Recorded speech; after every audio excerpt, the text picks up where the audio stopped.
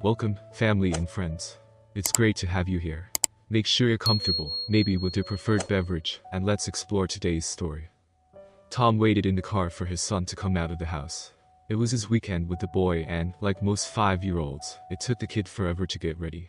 Once upon a time, Tom would have helped to dress him and find the socks that were tossed chaotically over the bedroom, plus the backpack that would have gotten hidden behind a chair or in the closet. But the house belonged to his ex-wife's new husband, so Tom waited outside.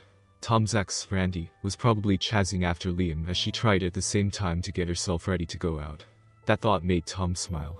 She was always stressed under pressure. And when she was stressed, she lost her temper. "Be on time, please," Randy had commanded. "This dinner is important to Hank. He has clients coming in from Asia. This meeting is critical to his business." Tom had kept quiet during the telephone lecture. He did not, for example, say anything about how he was always on time, or how it was Randy, Hank, and Liam who were always late. He also said nothing about how he did not give a shit whether the dinner was important to Hank or not. Hank had, after all, talked Randy into his bed while Randy was still married to Tom. Tom did not say how Hank only wanted Randy to be his arm candy, because her rack looked nice in a low-cut dress when he had client dinners. Most importantly, Tom said nothing to Randy about how, if anyone had asked Tom what he wanted, the answer would have been just a couple of minutes to disembowel Hank with a rusty knife, and then garrot him with his own intestines. Tom had even looked online and found a pair of waterproof work gloves with no slip grip that would have kept the gory offal from escaping his grasp, as he really pulled the guts around the fuckhead's throat. He said none of that though, and just kept quiet as he listened to the squawking on the other end of the phone.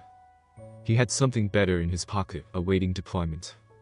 Neither Tom nor Randy had come from money. Neither one had lived in poverty either, but Randy dreamed of being rich. Tom, on the other hand, was happy with a comfortable wage and decent house. They had met at a work networking function, dated for a while, and gotten married. When they had met, Randy was in one of her dieting phases. She had bad eating habits and, when stressed, she ate to excess. Then, after loading on the pounds, she dieted with every miracle cure drug she could find and exercised like a maniac, sacrificing sleep to do so. She'd be thin for a while, but then would balloon up again. Her family tended to be fat, which was an extra problem because they all had severe hypertension. Randy went through the weight loss weight gain cycle 3 times while she and Tom were together. Hank seduced her when she was in one of her thin phases, and she seemed to have kept the weight off for the past 1.5 years. Tom realized that the weight loss should have been his clue to the affair. He missed it though. He only learned about it when Randy told him she was trading up. Tom did everything he could to put the brakes on the divorce. He was not trying to preserve the marriage. He was trying to be a dick. It was the only weapon he had. He had a good attorney though, a guy who was a friend of a friend. He fought everything. He even demanded counseling. That offended Tom. He didn't want to talk to her. But the lawyer calmed him down, explaining that Randy wanted to talk to him even less than he wanted to talk to her, and that they could always withdraw the request. After all, Randy wanted to get married to Hank, so she had an incentive for things to move fast. Tom's lawyer filed motions challenging everything, got hearings scheduled, then rescheduled, and then filed other motions. When it came time to argue the motion for counseling, Tom's attorney withdrew the motion in court, as promised, after Randy and Hank had gone through all the time and expense of preparing. Finally, after months of arguing over everything, Randy gave Tom a check to go away, and signed all common property over to him. She even paid for Tom's lawyer. Since she had no money of her own, it was obviously coming from Hank. Tom called it a win. The divorce had just been finalized a month before. Randy and Hank had gotten married shortly afterwards. Tom had kept Liam while the happy couple went on their honeymoon. Now, it was time. The final piece of payback. And this one did not involve anyone's intestines. The door opened and Liam came bounding down the steps and ran along the walkway. He did not understand why he had to live in 2 houses, but it adapted. Tom got him belted into his car seat and gave him a tablet with a movie on it. He walked up to the house. He knocked on the door. After a moment, Randy opened it, looking unhappy. "What?"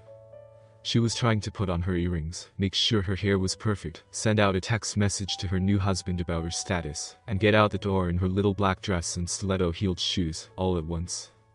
"Had to share a story with you," Tom announced with a smile. Randy had always complained that his stories were long and boring. She was about to say something like that now, but Tom held up his hand. "It's about the lottery." That stopped her. Despite herself, she was interested. Randy's fantasy was to win the lottery, especially the Giganto Bowl. The prize amount had recently been over $2 billion, one of the largest ever, and a winning ticket had been sold in their neighborhood. The story had been all over the news, but no one had come forward to claim the prize. An intrepid reporter had even pored over security video footage from the store that sold the ticket, but it was not possible to tell who bought it. Now, unfortunately, it was past the time to claim the prize, so the money just rolled back into the prize fund. Some guy won $2.2 billion a few weeks later. Randy was waiting for Tom to tell the story, but instead of speaking, he held up the ticket. Randy squinted to look at it.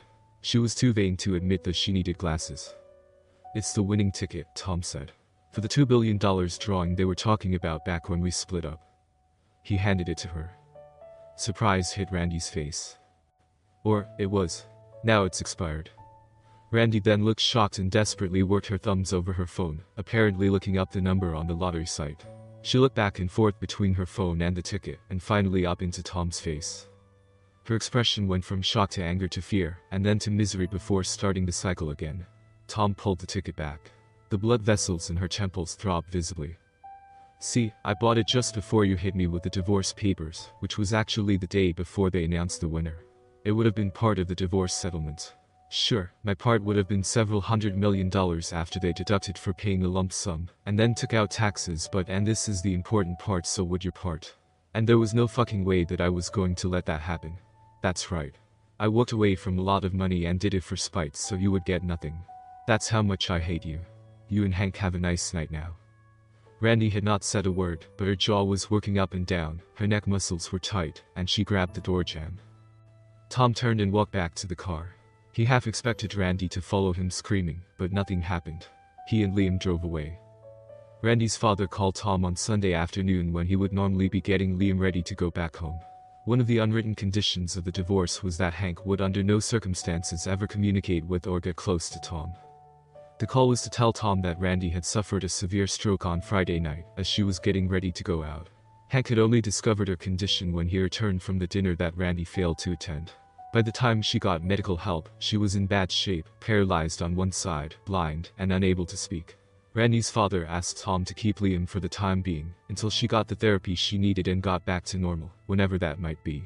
Hank was going to have to spend considerable time taking care of Randy now. Tom agreed to keep Liam for the time being, and, on Monday, would ask his lawyer to file papers to make the temporary custody official for the time being. Hank would not oppose it, Randy could not. That night, before he went to sleep with a huge grin, Tom took one last look at the lottery ticket, and marveled how a world of possibilities opens up when you have a great Photoshop app and a reputation for honesty. Thank you for watching. Don't forget to hit the subscribe button and turn on notifications so you don't miss the exciting conclusion to this story.